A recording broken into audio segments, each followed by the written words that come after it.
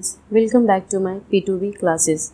Friends, आज हम पढ़ेंगे 30 अगस्त 2022 का करंट अफेयर।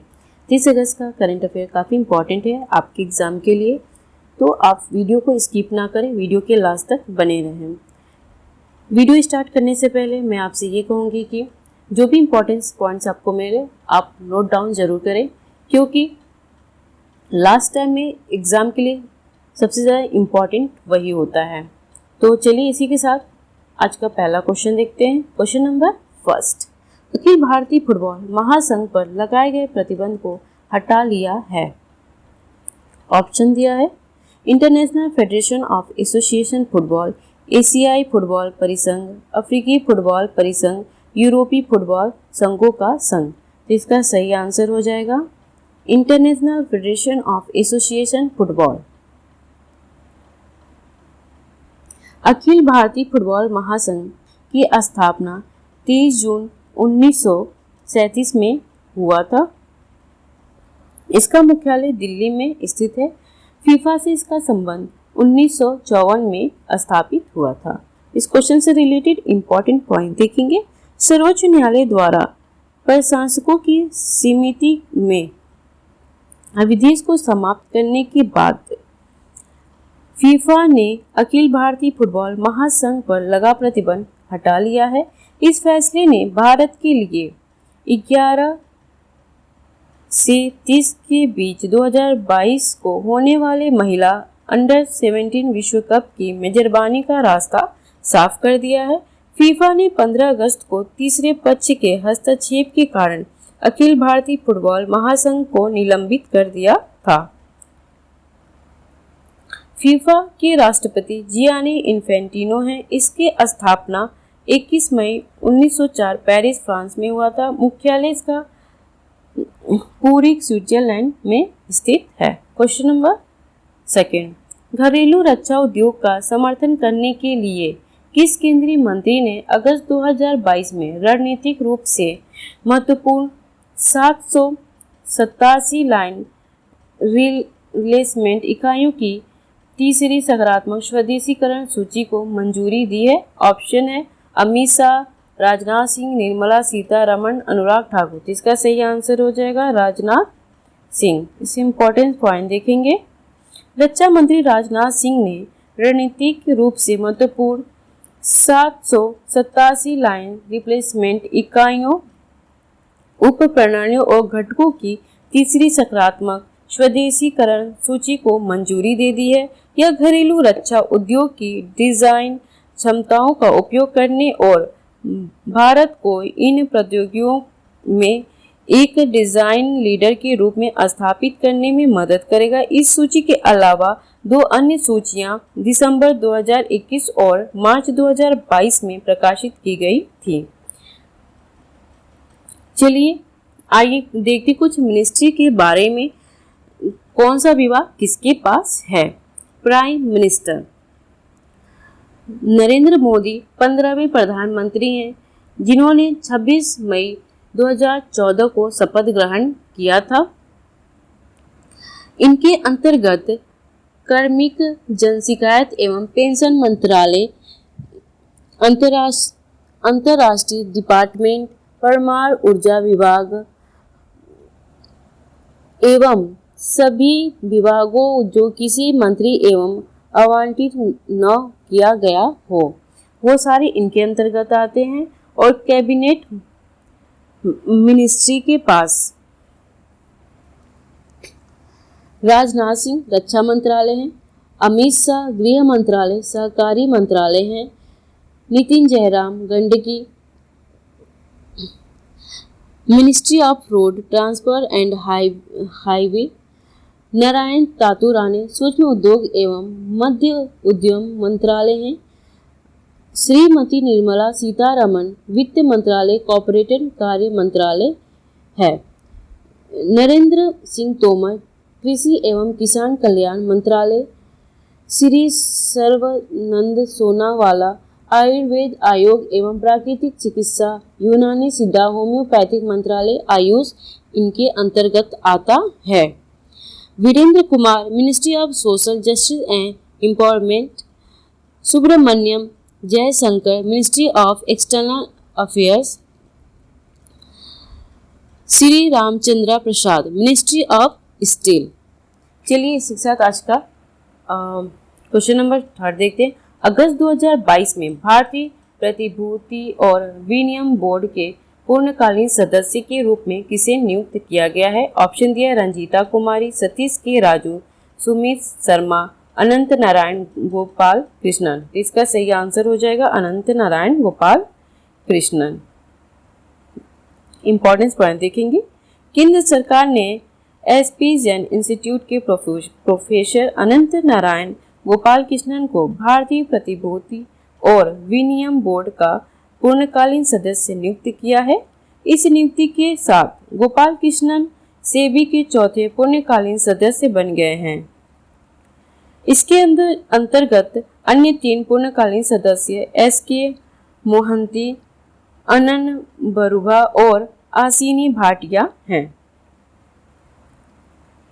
सेबी की स्थापना 12 अप्रैल 1992 में हुआ था। इसका हेडक्वार्टर मुंबई में स्थित है। क्वेश्चन नंबर 4 देखेंगे। किस राज्य केंद्र शासित प्रदेश में अटल इनोवेशन मिशन और नीति आयोग ने 500 से अधिक अटल टिकरी लेंस ATL स्थापित करने की घोषणा की है? ऑप्शन दिए गोवा, चंडीगढ़, पंजाब, जम्मू और कश्मीर। तो इसका सही आंसर हो जाएगा जम्मू और कश्मीर।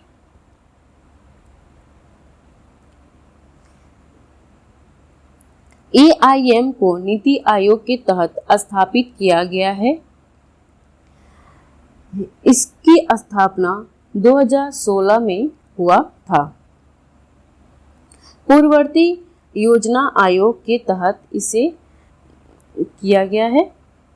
ऑप्शन देखेंगे। अटल इनोवेशन मिशन और नीति आयोग उच्चतर विद्यालयों के छात्रों के बीच नवाचार को बढ़ावा देने के लिए जम्मू और कश्मीर में 500 से अधिक अटल टिकरिंग लैब स्थापित।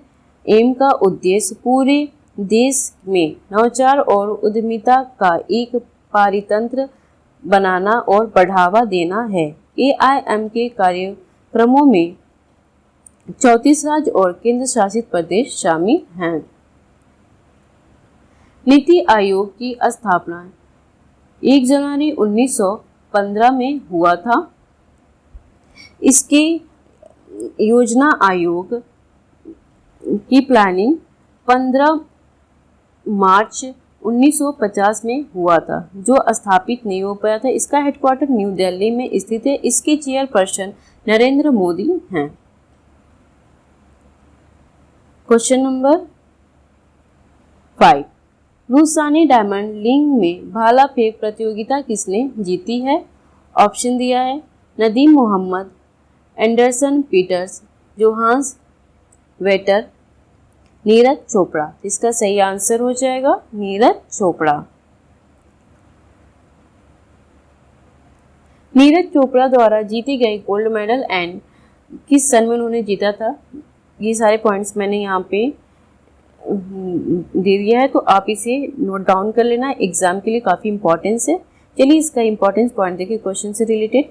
नीरज चोपड़ा ने 89.00 मीटर के सर्वश्रेष्ठ ध्येय के साथ रूसानी डायमंड लीग में भाला फेंक प्रतियोगिता जीती है।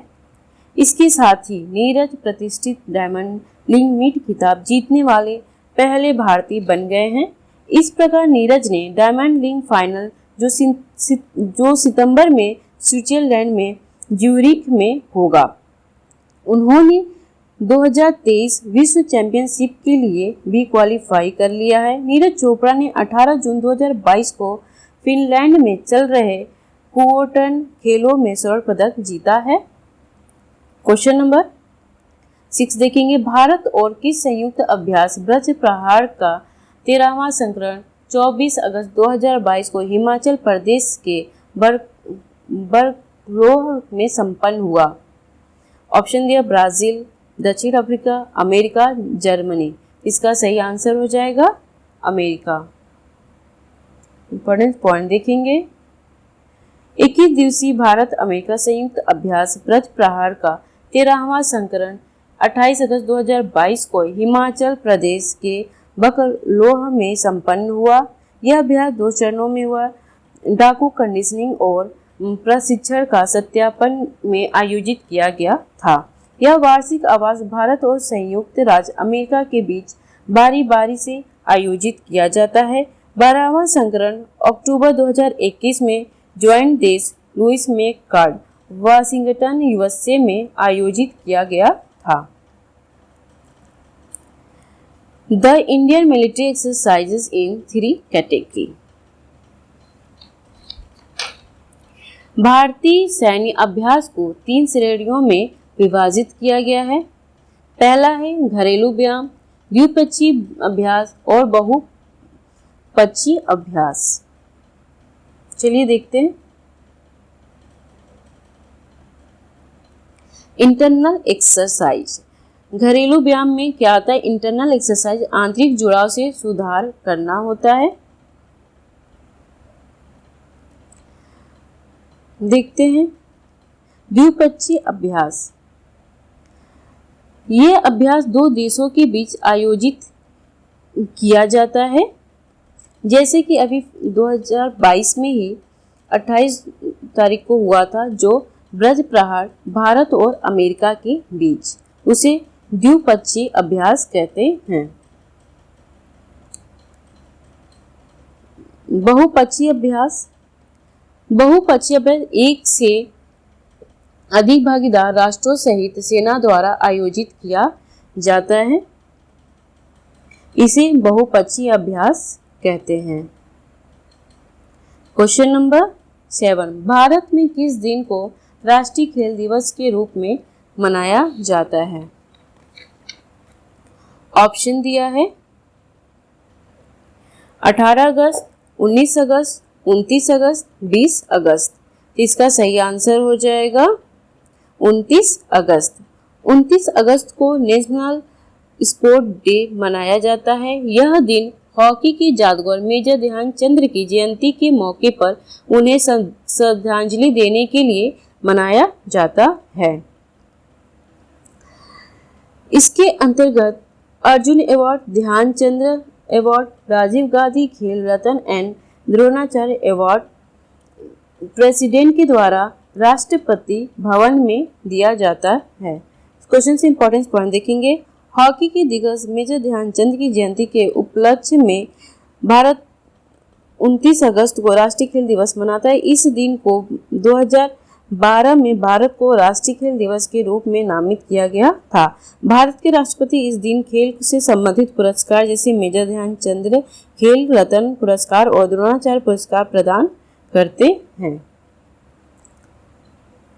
क्वेश्चन नंबर 8, अगस्त 2022 में हाइड्रोजन ट्रेन शुरू करने वाला दुनिया का पहला देश कौन सा बन गया है? ऑप्शन दिया है फ्रांस, जर्मनी, बेल्जियम, चीन। इसका सही आंसर हो जाएगा जर्मनी। जर्मनी में 24 अगस्त 2022 को दुनिया की पहली हाइड्रोजन से चलने वाली ट्रेन कोराइडिया आइलिट का उद्घाटन किया है। जर्मनी में क्षेत्रीय पर कुल 14 हाइड्रोजन ट्रेन चलेगी। एसोन द्वारा निर्मित ये ट्रेन निम्न स्तर के शोर के साथ चलते हुए केवल भाप और संघनित पानी का उत्सर्जन करेगी। ये ट्रेन 140 किमी प्रति घंटे की अधिकतम गति से यात्रा कर सकती है। जर्मनी की राजधानी बर्लिन है। वहां के प्रेसिडेंट फ्रैंक वाल्टर स्टेइनमायर हैं। क्वेश्चन नंबर 9, कौन से अंतर्राष्ट्रीय क्रिकेट 27 अगस्त 2022 को अंतर्राष्ट्रीय क्रिकेट में 950 विकेट पूरे करने वाले पहले तेज गेंदबाज बन गए हैं? ऑप्शन दिया है जावांचर, जसप्रीत बुमराह, जेम्स एंडरसन, लसिथ मलिंगा। इसका सही आंसर हो जाएगा जेम्स एंडरसन। इंपॉर्टेंस पॉइंट देखेंगे। इंग्लैंड के जेम्स एंडरसन 27 अगस्त 2022 को अंतरराष्ट्रीय क्रिकेट में 950 क्रिकेट पूरे करने वाले पहले तेज गेंदबाज बन गए हैं। उन्होंने दक्षिण अफ्रीका के खिलाफ दूसरे टेस्ट के तीसरे दिन यह ऐतिहासिक उपलब्धि हासिल की है। उन्होंने ऑस्ट्रेलिया के ग्लेन मैकग्रा 949 विकेट का रिकॉर्ड तोड़ा है। कुल मिलाकर एंडरसन, मिथुना, मुरलीधर 1347, शेन वॉर्न 1101 और अनिल कुंबले 456 से पीछे रह गए। Question number 10। 23 अगस्त 2022 को किस फार्मूला 1 रेसिंग ड्राइवर ने बेल्जियम F1 गे प्री जीता? ऑप्शन दिया है Max Verstappen, Charles Leclerc, Lewis Hamilton, Carlos Sainz. इसका सही आंसर हो जाएगा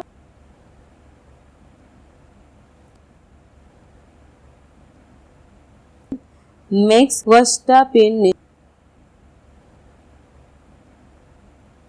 इसका सही आंसर हो जाएगा मैक्स वर्स्टापेन।